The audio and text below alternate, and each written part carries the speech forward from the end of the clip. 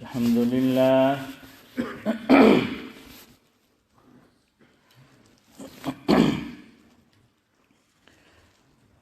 الحمد لله وكفى وسلام على عباده الذين اصطفى أما بعد فقد قال الله تبارك وتعالى في القرآن المجيد والفرقان الحميد فأعوذ بالله من الشيطان الرجيم بسم الله الرحمن الرحيم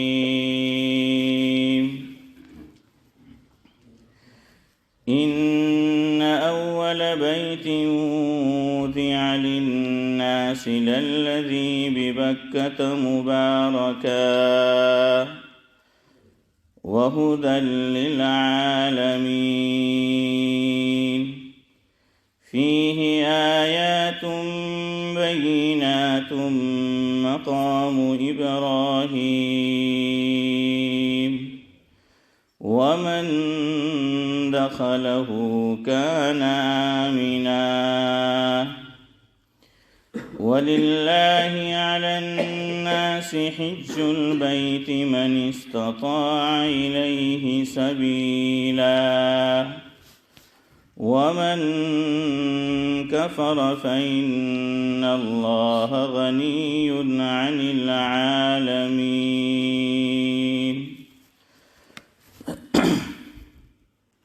وقد ورد في الحديث عن أبي هريرة رضي الله تعالى عنه قال خطبنا رسول الله صلى الله عليه وسلم فقال يا أيها الناس قد فرض عليكم الحج فحجوا فقال رجل أكل عام يا رسول الله فسكت حتى قالها ثلاثا فقال لو قلت نعم لوجبت ولما استطعتم فإنما هلك من كان قبلكم بكثرة سؤالهم واختلافهم على أنبيائهم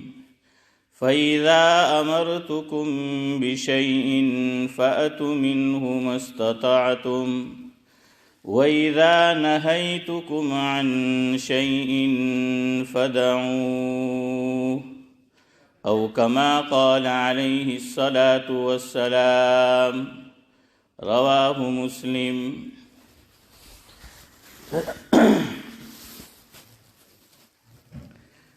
بزرگان محترم، اللہ تبارک و تعالی نے اس کائنات کو بہت خوبصورت بنایا ہے۔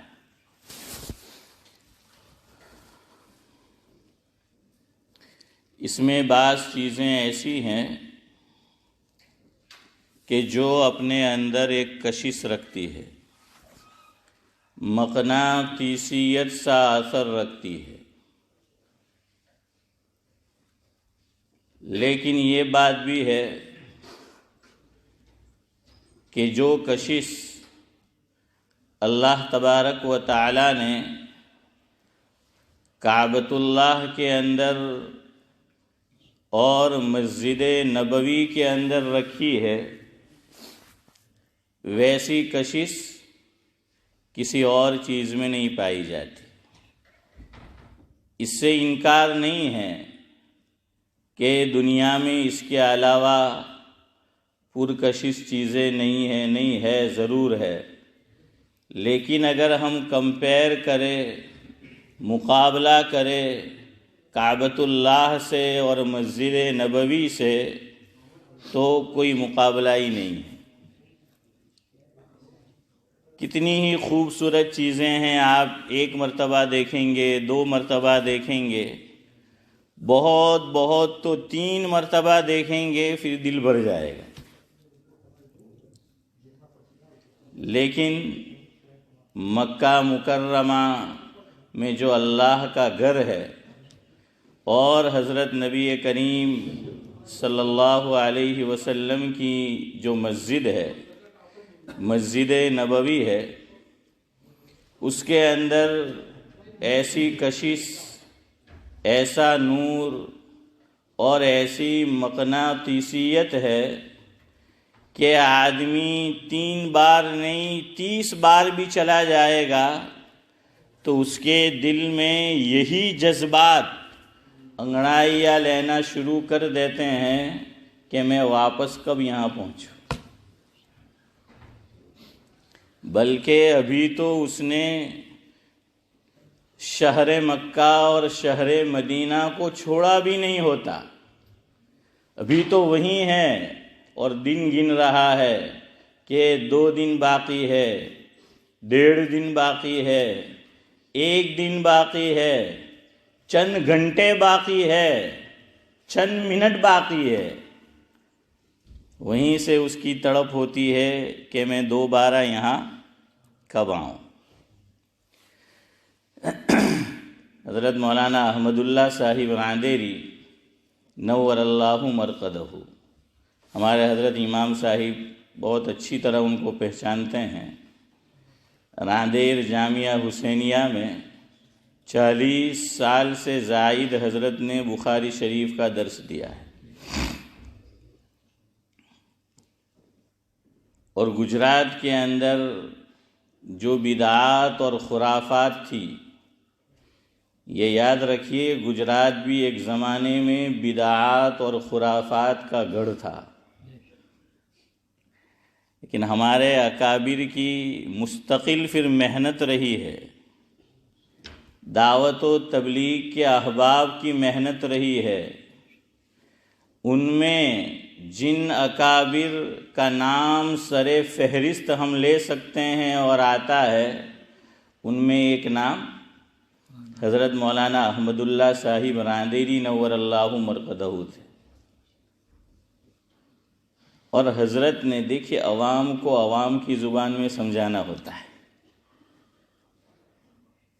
عالم چاہے اس کا علمی، اس کی استعداد، اس کی حیثیت کتنی ہی بڑی کیوں نہ ہو، لیکن جب وہ عوام کے مجمع میں جائے تو ان کو عوام کس زبان میں سمجھیں گے، کس طرح جو ہے وہ سمجھیں گے، تو اسی زبان میں بات کرنا ہوتی ہے، تب اس کا فائدہ پورے طور پر ہوتا ہے۔ حضرت کے بیانات آپ کو مل جائیں گے کیسٹ میں، یا کتاب بھی چھپ چکی ہے حضرت کے خطبات کی، آپ پڑھے تو کوئی شخص پڑھ کر یہ نہیں کہہ سکتا کہ یہ کوئی شیخ الحدیث کا بیان ہوگا۔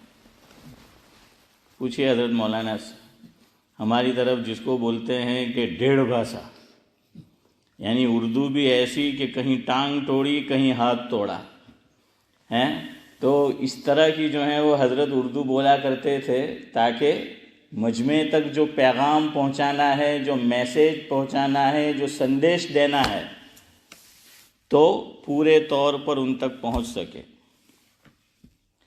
حکیم الامت حضرت مولانا اشرف علی صاحب تھانوی نور اللہ مرقدہ کے ملفوظات میں ہے،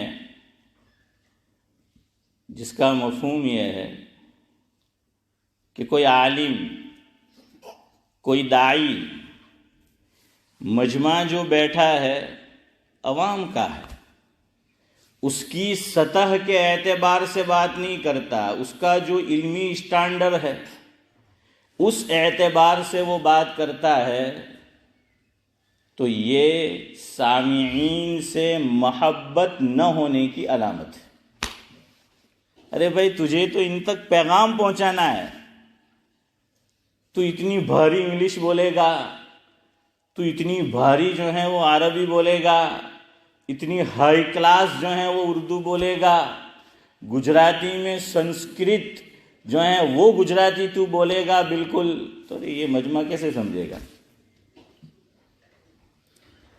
اور دین کی دعوت پہنچانے کا مقصد یہ ہے کہ سامنے والے سمجھ جائے۔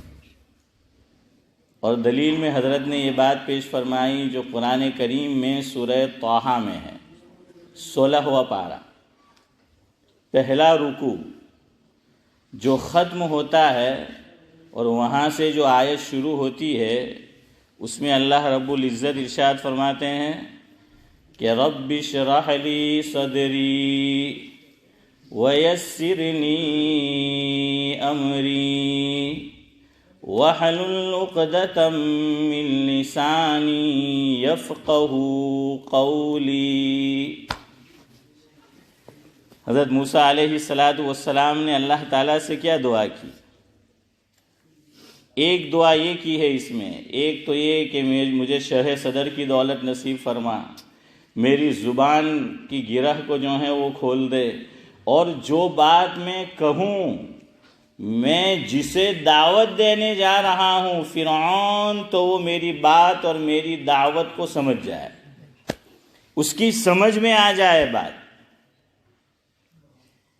سمجھ میں آئے گی بات تو دلوں پر اثر کرے گی، سمجھ میں ہی نہیں آتی بات تو دلوں پر پھر اثر کیا کرے گی؟ بہت تو لوگ یہ کہہ دیں گے کہ یار مول صاحب نو بیان میں انگلش تو بالکل بہت ہائی کلاس ہوتا એમ કે ને ઓનનું ઉર્દુ એમ કે બિલકુલ લખનઉ વાળા જેવું। હવે ઇંગ્લિશમાં મને નહીં ખબર શોકતભાઈ કે હું બોલવાનું ઓક્સફર્ડ જેવું કે કોના જેવું ઇંગ્લિશ। اردو میں تو میں بول سکتا ہوں کہ لکھنوی جیسی اردو، کہ ویسی جو ہے وہ اردو تھی۔ ارے بھائی کیا فائدہ اس کا؟ کوئی فائدہ نہیں ہوا، وقت ضائع کیا تم نے۔ اکبر الہ آبادی کو اللہ تعالیٰ جزائے خیر دے۔ اللہ کے بندوں، کبھی دعا یا کلمات نکلے آمین تو کہہ دیا کرو، میں نے چندہ نہیں مانگا ہے، جیب میں سے نہیں دینا ہے، میں نے پیسے نہیں مانگے، تو کم از کم یار آمین میں کیوں بخیلی کرتے ہو؟ ہم سخت دل تو تھے ہی، تنگ دل بھی ہو گئے۔ اللہ سخت دلی سے بھی حفاظت فرمائے، تنگ دلی سے بھی حفاظت فرمائے، اور تنگ نظری سے بھی حفاظت فرمائے، اور تنگ دستی سے بھی حفاظت فرمائے۔ اب سب آمین بولیں گے آخر میں۔ اچھا ایسا ہے، ہاں بالکل صحیح بات۔ اکبر الہ آبادی نے دونوں کو جمع کر دیا ہے کہ دلوں پر بات اثر کب کرے گی؟ جب بات سمجھ میں آئے گی۔ ان کا ایک بہت پیارا شعر ہے،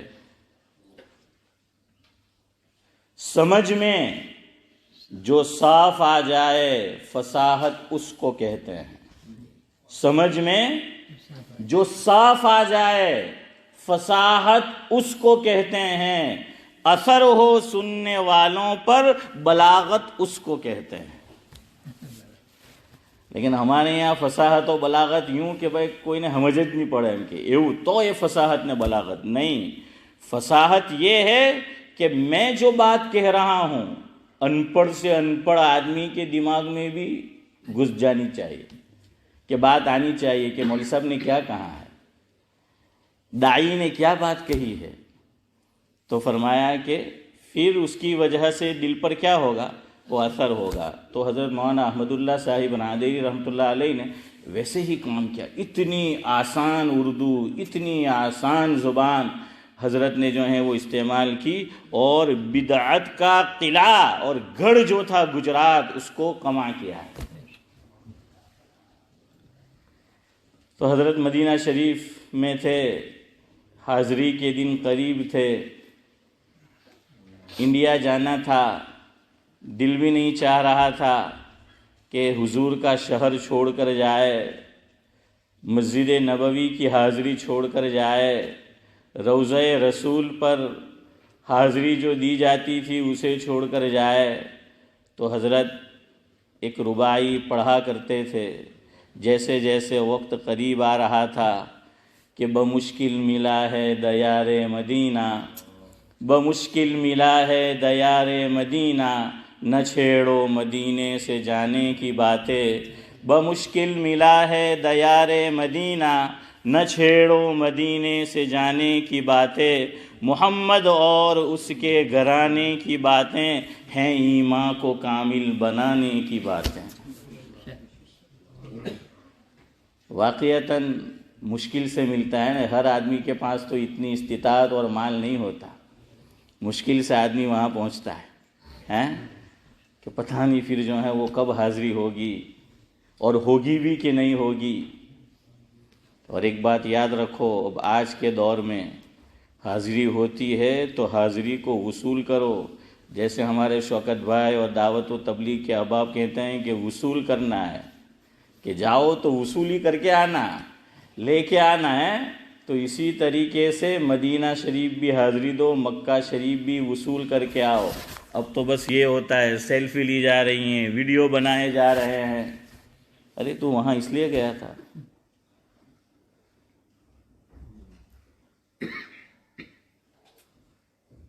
آہستہ قدم نیچی نگاہ پست صدا ہو، آہستہ قدم نیچی نگاہ پست صدا ہو، کہ یہاں خوابیدہ رسول عربی ہے۔ مولانا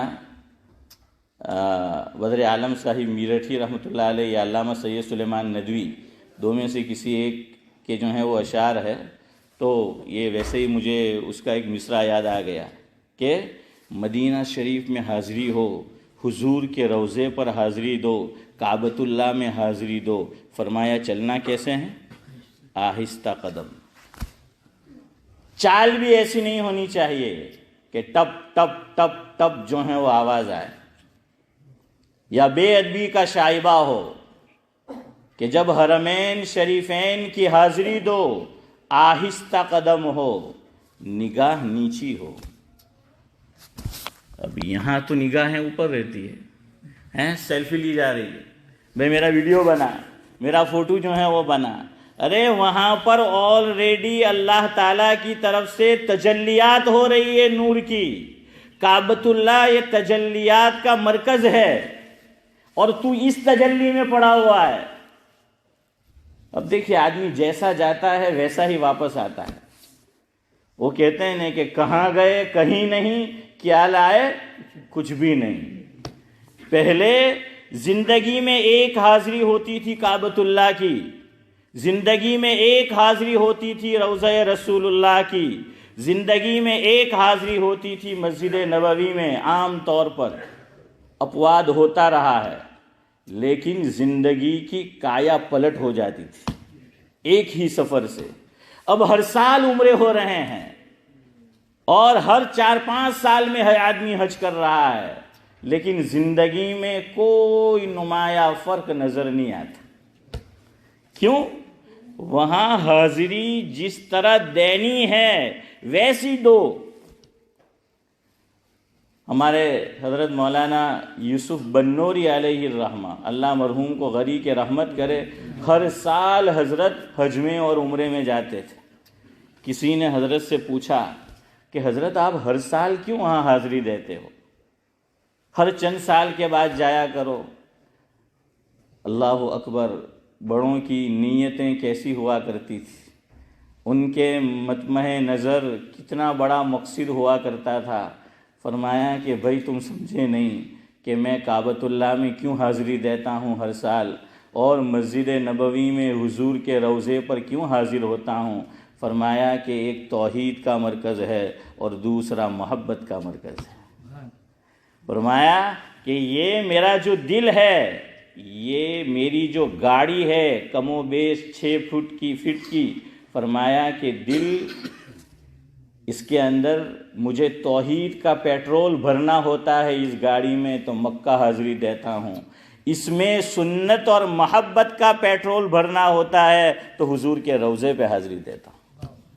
فرمایا کہ میں تو اس لیے جاتا ہوں کہ میں ادھر رہتا ہوں، گاڑی میں ایمانیات کا پیٹرول ختم ہونے کو ہوتا ہے، توحید پر جیسی استقامت ہونی چاہیے تو اس کے اندر کچھ تزلزل جو ہیں وہ پیدا ہونے لگتا ہے، حضور کے ساتھ جیسی محبت ہونی چاہیے یوں محسوس ہوتا ہے کہ کچھ کمی آ رہی ہے۔ فرمایا کہ ان 2 جگہوں پر حاضر ہو جاتا ہوں، اس میں ایمان کا پیٹرول بھرتا ہوں، توحید کا پیٹرول بھرتا ہوں، سنت کا پیٹرول بھرتا ہوں، محبت کا پیٹرول بھرتا ہوں، میری ایمانی گاڑی سال بھر چلتی رہتی ہے۔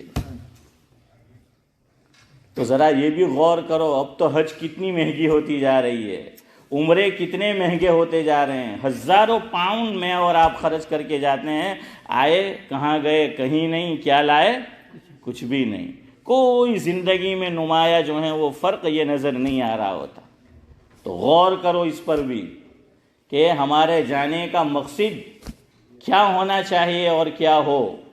بہرحال وقت ہو گیا ہے، اللہ تبارک و تعالی مجھے اور آپ کو اور ہر مسلمان کو وہاں لے جائے، اور جیسے آداب کے ساتھ وہاں حاضری ہونی چاہیے اسی طرح سے جو ہے وہ لے جائے۔ اور دیکھیے قرآن کا یہ حکم مفسرین لکھتے ہیں کہ آج بھی ہے، یا ایھا الذین آمنوا لا ترفعوا اصواتکم فوق صوت النبی ولا تجہروا له بالقول كجہر بعضکم لبعض ان تحبط اعمالکم۔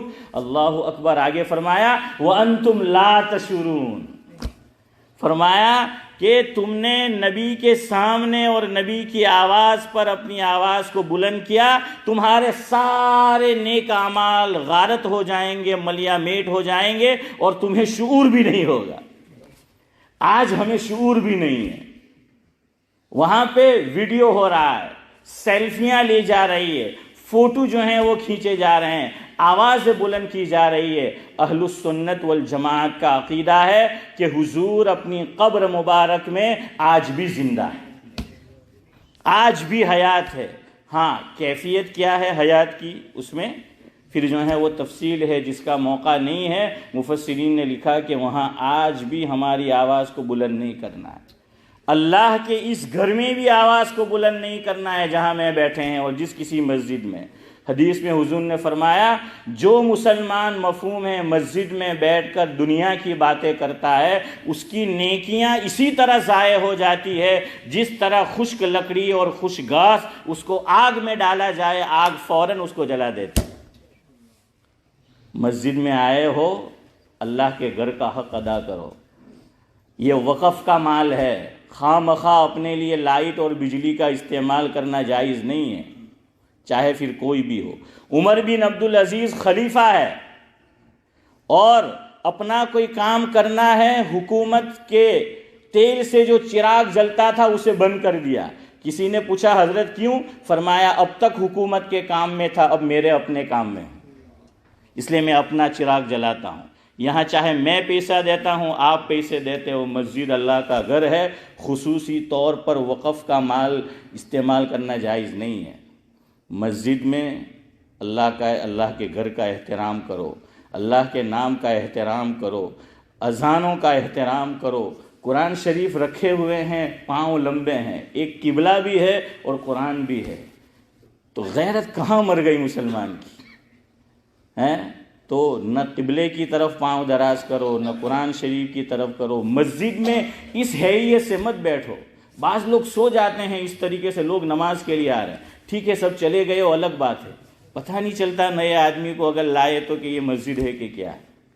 تو یہ سب آداب ضروری ہے۔ یہ میں نے کیوں کہا، ہم نے اپنی مسجد کا ادب چھوڑا، اب اللہ کے گھر کا جو مرکز ہے اس کا بھی ادب چھوٹ رہا ہے، چونکہ یہیں سے ادب نہیں ہے تو پھر وہاں بھی ادب نہیں ہوتا۔ اللہ تعالی ہمیں باادب بنائے، اور یاد رکھو بے ادب بے نصیب، باادب بانصیب۔ سبحان اللہ و بحمدہ، سبحانک اللہم و بحمدک، نشہد ان لا الہ الا انت۔